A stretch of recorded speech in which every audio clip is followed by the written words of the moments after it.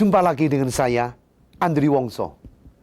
Dari seluruh tayangan film yang telah Anda saksikan, ditegaskan bahwa perang tidak bisa dicegah dengan perang. Perang hanya mendatangkan keserakahan, kekejaman, penderitaan, dan kengerian yang tiada taranya. Yang menang perang cenderung lupa daratan dan dikuasai oleh nafsu serakah. Sementara yang kalah perang menimbulkan kebencian yang sangat dalam dan dihantui nafsu untuk membalas dendam. Akhirnya, peperangan menjadi lingkaran setan yang penuh dengan kekejaman yang luar biasa. Pemirsa, setelah 22 episode saya menemani Anda, ada 3 kesimpulan atau pesan yang ingin saya garis bawahi di sini. Pertama, 13 bab strategi perang Sun Tzu seperti pedang bermata dua. Strategi ini bisa mendatangkan keberhasilan dan kejayaan di satu sisi. Sementara di sisi lainnya bisa mendatangkan bencana dan penderitaan. Semuanya berpulang pada kebijaksanaan dan kualitas mental kita. Seperti yang saya bahas pada episode yang lalu, tidak ada perang suci di dunia ini. Perang suci adanya di dalam hati manusia. Maka kualitas mental yang paling unggul hanya ada pada orang yang berhasil memenangkan perang melawan dirinya dan mencegah perang di dunia nyata. Inilah sesungguhnya intisari filosofi Sun Tzu, yaitu Pu Chan Olsen. Memenangkan perang tanpa melakukan perang. Kedua, setinggi apapun cita-cita pribadi kita maupun cita-cita kolektif sebagai sebuah bangsa, kita harus menempuh perjalanan tersebut dengan berlandaskan moralitas dan etika. Selalu waspada, tahu kapan harus berusaha lebih keras, lebih ulet, dan tahu kapan harus merubah cara-cara yang kita tempuh. Sebaliknya, waspada dan tahu kapan harus berhenti, kapan harus bersyukur, dan kapan harus mengambil langkah pendalaman menuju kepada sukses sejati. Ketiga, kesuksesan sejati idealnya adalah keberhasilan yang membawa manfaat bagi sebanyak mungkin orang. Kesuksesan yang membebaskan banyak orang dari penderitaan. Kesuksesan yang sejalan dengan prinsip-prinsip cinta kasih terhadap sesama. Dan kesuksesan sejati seperti ini merupakan tugas kita untuk mewujudkannya. Demikian dari saya, semoga Anda bisa memetik dan mengembangkan nilai-nilai positif dari karya dan sejarah kehidupan Sun Tzu, serta bisa mengambil hikmah dari apa yang telah saya sampaikan selama 22 episode ini. Selamat berjuang menuju puncak kesuksesan sejati. Semoga Tuhan memberkati kita semua. Akhir kata, salam sukses luar biasa. Jumpa lagi dengan saya, Andri Wongso. 2 episode yang lalu, saya telah membahas tahapan mengenali diri, memposisikan diri, dan mendobrak diri. Kini, saya akan bahas tahapan terakhir, yaitu penerapan strategi Sun Tzu untuk personal development, yaitu aktualisasi diri. Tahap aktualisasi diri merupakan proses realisasi potensi diri setelah kita mampu melakukan tindakan cepat dan tepat, berani mengambil risiko, dan kemampuan memetik setiap pelajaran dalam kondisi gagal atau sukses. Di dalam proses mewujudkan aktualisasi diri inilah kita dituntut untuk melakukan segala sesuatunya secara profesional, efektif, dan efisien. Ini terkait erat dengan peluang atau kesempatan yang akan kita peroleh. Karena buah peluang dan kesempatan tidak datang setiap kali kita inginkan. Kesempatan memiliki segi kemanfaatan yang tinggi di hadapan orang yang mampu memposisikan diri dengan tepat, bertindak dengan cepat, mau belajar, serta siap mengambil resiko. Kesempatan tidak memiliki nilai apapun di hadapan orang yang tidak siap menerimanya. Tahap aktualisasi diri menuntut kemampuan kita untuk menjalin koneksi atau relasi yang lebih bernilai. Ada kalanya potensi atau kemampuan kita macet gara-gara tidak menemukan saluran aktualisasi yang sepantasnya. Relasi dan koneksi bisa berfungsi seperti jalan dan jembatan menuju ke sasaran yang kita inginkan. Disinilah arti penting koneksi atau relasi dengan orang lain. Relasi atau koneksi yang berkualitas merupakan kunci utama yang mampu mendongkrak keberhasilan kita. Berikutnya, pengembangan diri tidak bisa terlepas dari kekuatan ketahanan mental. Kesuksesan yang tidak disertai dengan ketahanan mental menjadi kesuksesan yang rapuh dan mudah runtuh. Keberhasilan yang mengabaikan prinsip-prinsip dasar kemanusiaan adalah keberhasilan yang kering, tidak bermakna. Sebab itulah, ketahanan mental harus kita tempa dan kita tanamkan semenjak kita memulai setiap perjuangan. Cara lain yang penting untuk menempa ketahanan mental kita adalah dengan selalu berdoa, selalu memelihara rasa syukur. Dan ini merupakan penyeimbang antara tarikan-tarikan energi fisik material dengan energi mental spiritual. Ketiganya menjadi sebuah mekanisme pembaruan diri terus-menerus menuju pembentukan jati diri yang seutuhnya. Demikian dari saya, selamat menikmati tayangan ini.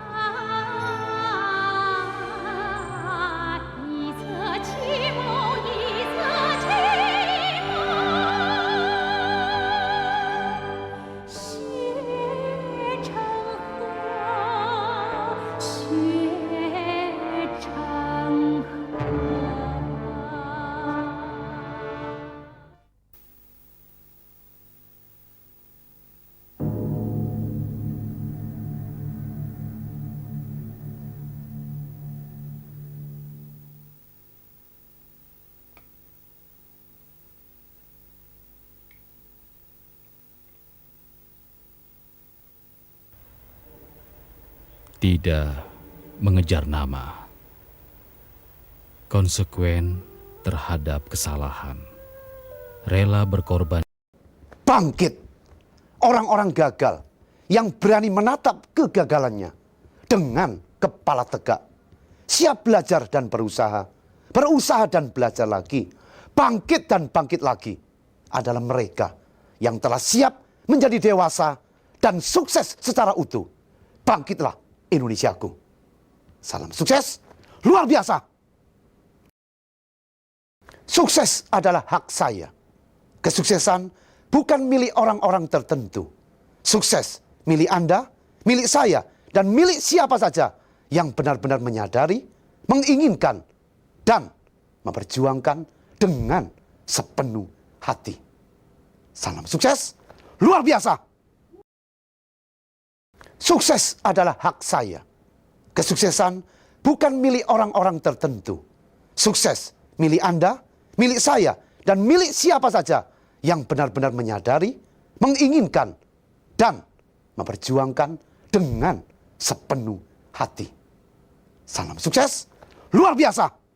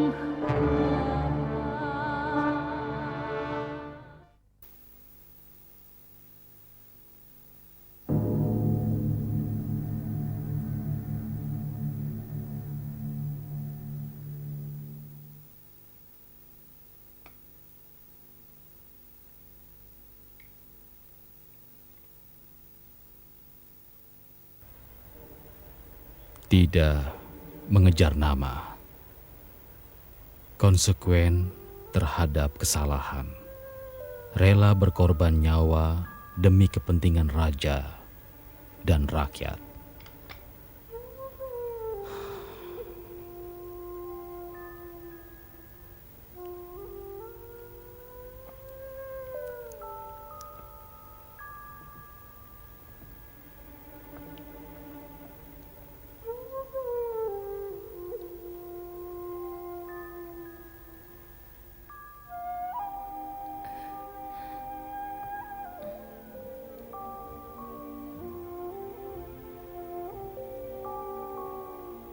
Sunwu,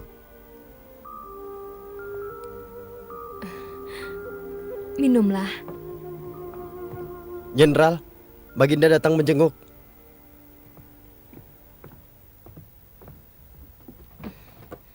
Hormat pada Baginda. Hormat pada Baginda. Jenderal Sun, jawab dengan jujur. Kau tidak puas terhadap diriku? Sunwu tidak berani punya pikiran seperti itu. Kami tidak akan pernah berani.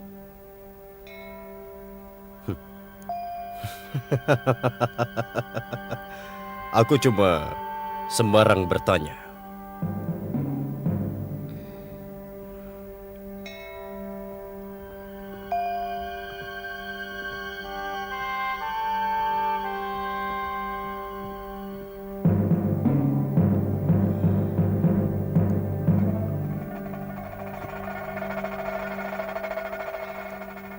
Sunwu, menurutmu, apa tujuanku melakukan ritual untuk Sochiang?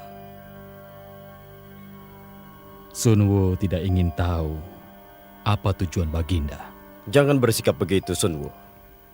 Pasti kau bisa membaca tujuanku. Jika Baginda bersikeras, maafkan kelancanganku.